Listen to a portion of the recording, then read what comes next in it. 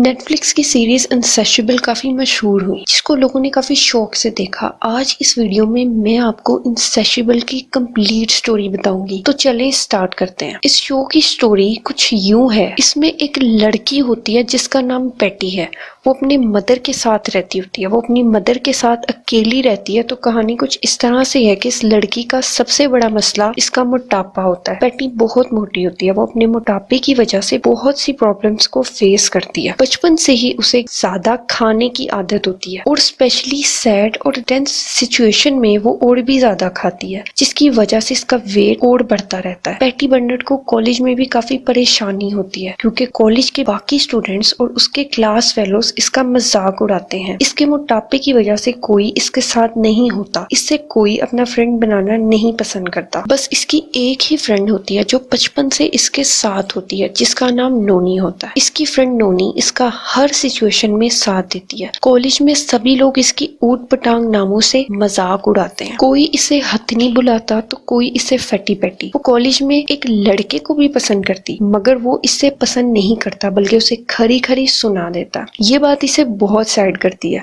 वो कहीं बाहर भी नहीं जाती, बल्कि घर में सारा दिन बैठकर अपनी फ्रेंड नोनी के साथ खाती रहती। फिर एक दिन वो अपनी फ्रेंड के साथ इस लड़के का पीछा करती है जिसे वो पसंद करती है। इस लड़के का पीछा करते करते वो एक बेकरी में जाती है और उस लड़के से कॉफी पर जाने का कहती है, मगर आगे से वो लड़का उसे मना कर देता है और साथ में दो बातें भी सुना देता है। इस बात पर वो बहुत डिसहार्ट होती है और ऐसी सिचुएशन में उसे और भूख लग जाती है, क्योंकि सैड और टेंस होने पर उसे और ज्यादा भूख लगती है। और वो इसी बेकरी से एक बड़ी सी चॉकलेट खरीदती है और बेकरी के बाहर जाकर बैठकर उसे खाना शुरू कर देती है। जब वो बेकरी के बाहर बैठकर चॉकलेट खा रही होती है तो उसके पास एक आदमी आता है। वो आदमी बेघर होता है, कई दिनों से भूखा होता है। वो आदमी इससे इसकी चॉकलेट मांगता है। वो उसे चॉकलेट देने से इनकार कर देती है। तो इस पर वो आदमी उसे कहता है कि तुम तो पहले ही इतनी मोटी हो, तुम्हें इस चॉकलेट की क्या जरूरत है, तुम ये चॉकलेट मुझे दे दो, मैं इस चॉकलेट को खा लेता हूँ। तो बस फिर पैटी, जो पहले से ही गुस्से में भरी भरी होती है, इससे कंट्रोल नहीं होता और वो गुस्से में आकर उस आदमी के मुंह पर एक जोर से मुक्का मार देती है और उस आदमी का नाक तोड़ देती है। इस मुक्के के जवाब में वो आदमी भी इसे मुक्का मारता है और पैटी का जबड़ा तोड़ देता है और दोनों के दोनों हॉस्पिटल पहुंच जाते हैं। पैटी का जबड़ा टूटता है और उस आदमी को काफी चोट आती है और पैटी पर केस हो जाता है। अपना जबड़ा टूटने की वजह से पैटी 3 महीनों तक कुछ खा नहीं सकती, बस उसे लिक्विड डाइट लेनी पड़ती है। इसी दौरान इसकी माँ इसके लिए कोई लॉयर ढूंढती है ताकि इस केस से जान छुड़ाई जा सके। फिर इन्हें मिलता है लॉयर बॉब, जो कि इस स्टोरी का मेन कैरेक्टर है। वो पैटी का केस लड़ने के लिए तैयार हो जाता है और वो पैटी को केस जितवा भी देता है। 3 महीने बाद इस केस की सुनवाई होती है और वो केस जीत जाती है। तो मजे की बात यह है कि केस तो वो जीत ही जाती है, मगर उसके साथ साथ वो स्मार्ट भी हो जाती है। मतलब ये जबड़ा टूटने की वजह से वो कुछ खा नहीं सकती और बस लिक्विड पर गुजारा करती है।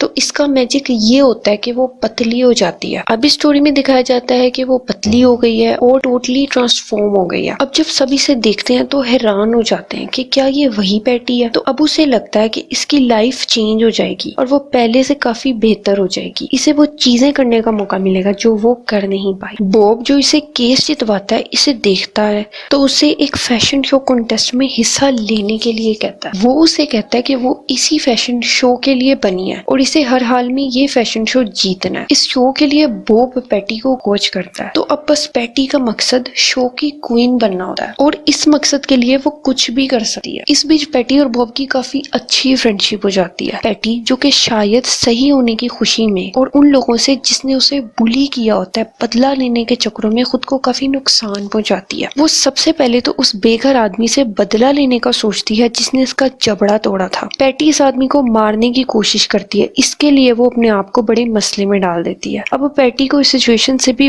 बॉब ही बचाता है। इसी तरह वो लोगों से बदला लेती है और अपने गुस्से पर काबू नहीं रख पाती और कत्ल पे कत्ल करती चली जाती है। इस शो में दिखाया गया कि पैटी न जाने कितने लोगों की जान ले चुकती है और बॉब इसे हर सिचुएशन में बचाता चला जाता है। यानी पैटी ये सोचती है कि शायद पतली होने के बाद इसकी लाइफ बहुत आसान हो जाएगी, बहुत अच्छी हो जाएगी, मगर होता ऑपोजिट है। इसकी लाइफ अच्छी होने की बजाय और भी बुरी, मुश्किल और बदतर हो जाती है और अब वो एक खूनी बन जाती है और वो खुश रहने की बजाय और ज्यादा परेशान हो जाती है। अपने गुस्से पर काबू नहीं रख पाती। अपने गुस्से की वजह से वो अपने फ्रेंड बॉब के लिए भी काफी मुश्किल मुश्किलात पैदा करती है। कभी बॉब की इसकी वाइफ से लड़ाई करा देती है तो कभी बॉब के सीक्रेट्स लोगों को बताती फिरती है, जिसकी वजह से बॉब को वो बहुत बड़ी बड़ी परेशानियों में डाल देती है। इस स्टोरी में दिखाया गया है कि किस तरह से पैटी अपने लिए और दूसरों के लिए मुश्किलात पैदा करती है। इसकी माँ और इसकी फ्रेंड नोनी को भी मालूम हो जाता है कि पैटी एक मर्डरर बन चुकी है और कई कत्ल कर चुकी है। तो अब वो पतली तो हो गई है, लोग उसे पसंद तो करते हैं, मगर अब वो एक मर्डरर है।